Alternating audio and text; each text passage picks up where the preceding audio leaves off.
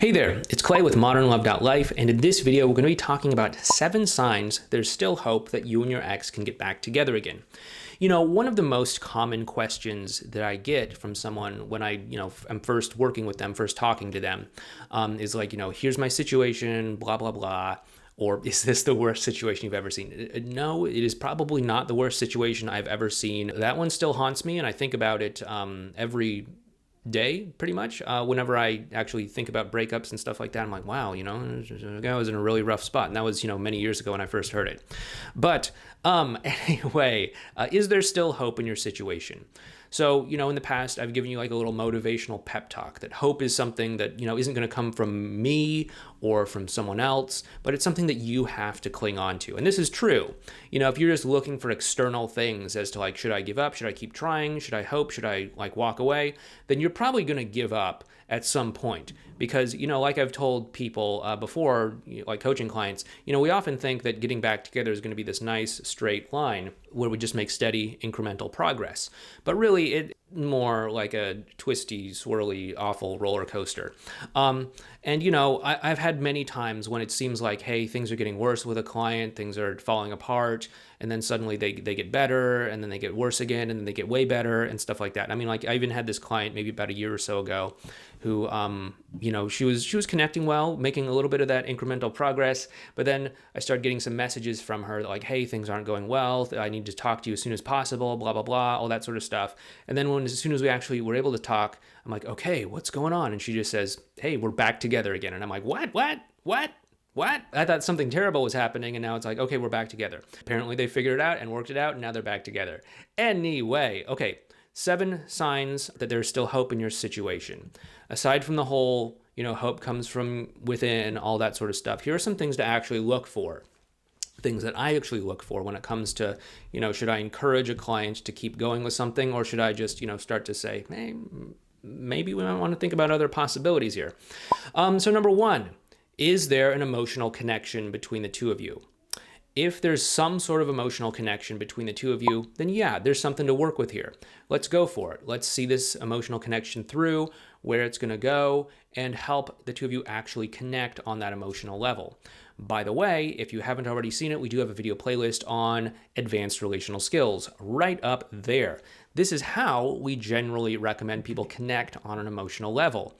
This is what we've been teaching for, more or less about 10 years now at this point. ESP, X Solution Program, our flagship course here that we've been mostly recommending people sign up for if they want to create that emotional connection. It's been available since May 2011. So yeah, 10 years. We've been teaching people these advanced relational skills inside of the X Solution Program. But yeah, there is a video playlist right up there. If you just want to sign up for ESP and just learn these advanced relational skills, there's also a link down in the description box as well too. But anyway, yeah, the emotional connection. If the two of you can connect emotionally, then it's going to help the two of you to strengthen your relationship and to heal that relationship. Remember, what I've been talking about in the past couple videos is what is the most important thing you can focus on here. The emotional connection between you and your partner. That's more important than who said what, than who's initiating, than whether there's a rebound, than whether there's a long distance thing, than whether everyone in the world hates you or something like that. The emotional connection between you and them is the most important thing out there. Okay, sign number 2, is there meaningful change in the dynamic, right? So breakups happen for all sorts of reasons. Broken trust, someone said something, the other person took it the wrong way, fights, arguments, all that sort of stuff, right? There's all kinds of different reasons why someone might break up with someone else. But the important thing when it comes to getting back together is there some sort of meaningful change in the dynamic? If there's not any meaningful change, then what you're basically saying is, hey, that relationship that didn't work out, yeah, let's come back and do that again.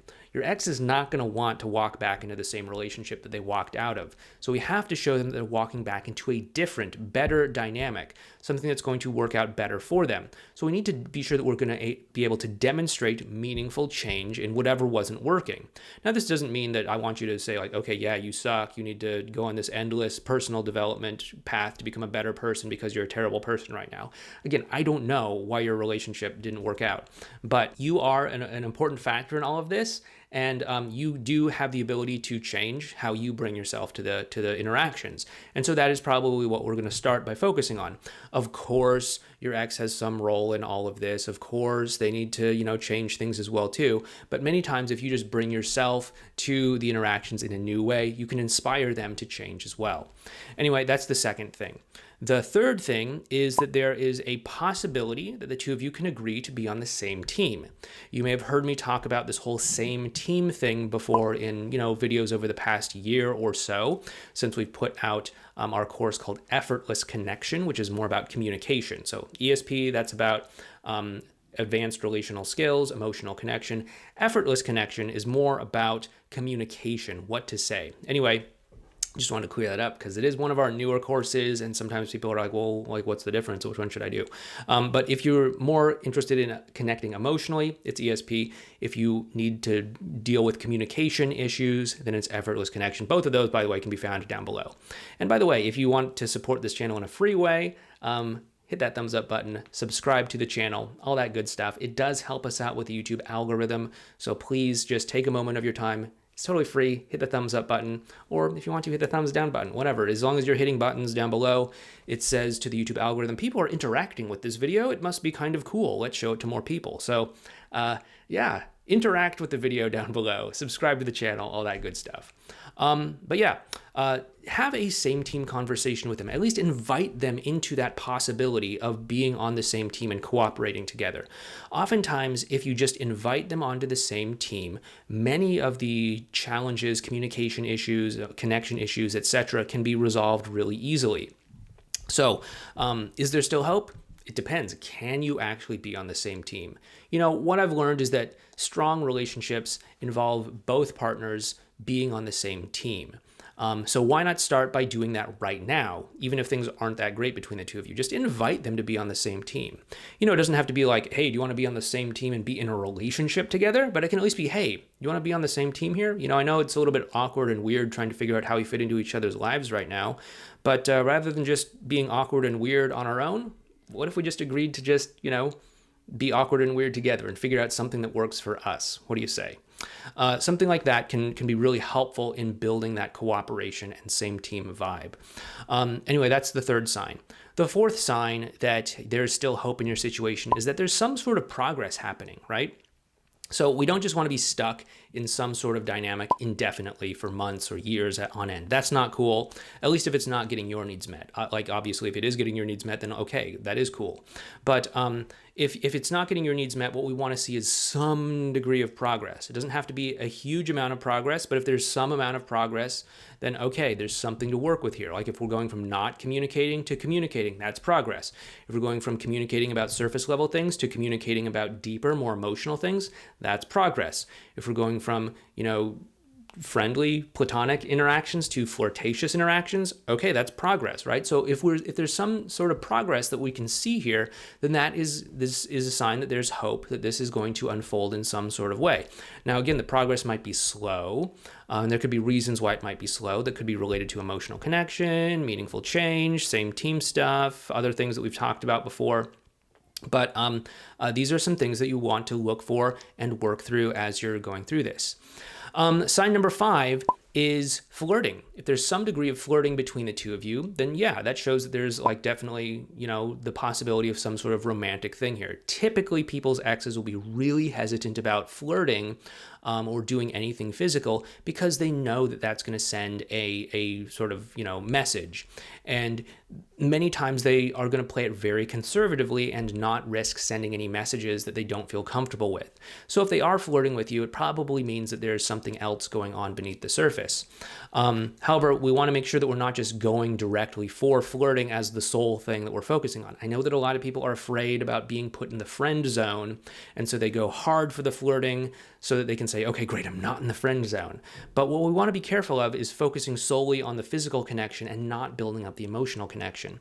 Remember what we talked about first in this video, and what I've said in the past couple videos here, is that the most important thing for you to focus on is the emotional connection between you and your ex. So even though it can feel good, and even though it can be promising to have, flirtatious behavior or some sort of physical connection, We also want to make sure that we're building the emotional connection first and foremost between the two of you. The sixth sign in all of this is that your ex is starting to envision some sort of future with you. They're making some sort of future plans, or maybe they're not even making plans, but they're thinking about some sort of future together. Like, oh, hey, this fall we should go and do this.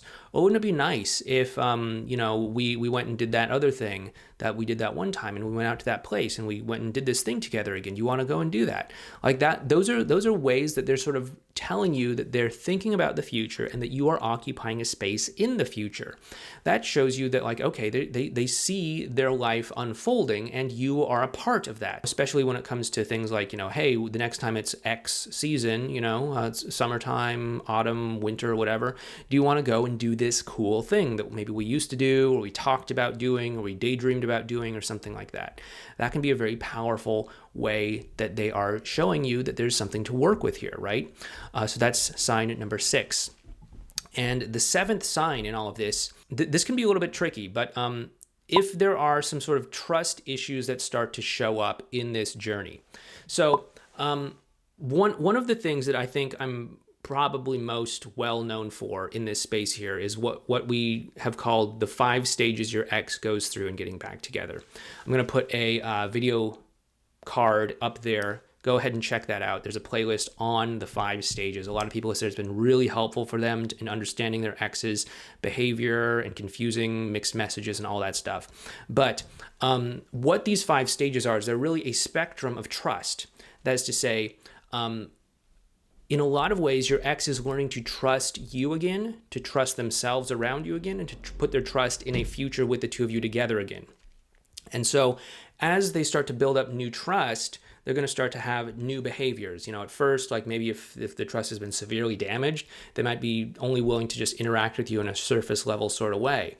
But then as the trust gets a little bit better, they might start to have hot and cold or mixed message kind of behavior. Even as it gets even better, the two of you might connect really well, but at some point they might actively discourage you by saying things like you could do better, you could get any other person out there that you wanted to, you should just go out and date someone else, or something like that, even though the two of you are connecting really well.